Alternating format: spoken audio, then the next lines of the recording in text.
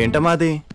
Madras filter coffee sir. చూడు బాబు, మంది ఇప్పుడు చెన్నై సొంటి కాఫీ తాగే రేంజ్ కాదు కానీ ఇది తీసుకెళ్ళిపోయి మీ షాప్ లో కాస్ట్లీయెస్ట్ కాఫీ ఏంటో అది పట్టుకొచ్చి.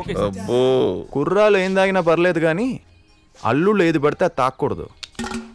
అంకుల్స్ ఫీల్ అవుతారు. ఇదిగో నేను ఇక్కడికి వచ్చింది నీకు పిల్లలు ఇవ్వడానికి కాదురా, వార్నింగ్ ఇవ్వడానికి. మా జనరేషన్ గురించి మీకు ఇంకా తెలియదు అంకుల్. ఎగ్జామ్ కో ఇంటర్వ్యూకో ప్రిపేర్ అవ్వాలంటే బద్దకిస్తాం గానీ అమ్మాయిల విషయంలో మాత్రం ఇలాంటి వాటన్నిటికీ ముందే ప్రిపేర్ అయిపోయి ఉంటాం. మీరు విచ్చల విడిగా బెదిరించుకోవచ్చు. అయితే వార్నింగ్ ఇస్తే పందరదన్నమాట. మరి డబ్బులు ఇస్తేను ఎంత మాట అన్నారు అంకుల్? ప్రేమికులంటే ఐపీఎల్ ఆడే ప్లేయర్స్ అనుకున్నారా? కోట్లు ఇచ్చుకునేడానికి. ప్రేమ అంటే కొత్తగా రిలీజ్ అయిన సినిమా అనుకున్నారా? పైరసీ చేయడానికి. Love sir love. అబ్బా లవ్ ప్యారు ఇష్కు ఈ స్పీడ్ కబులు నాకు తెలుసులేరా. నేను రేటు కడతానది దానికి కాదు నీకు.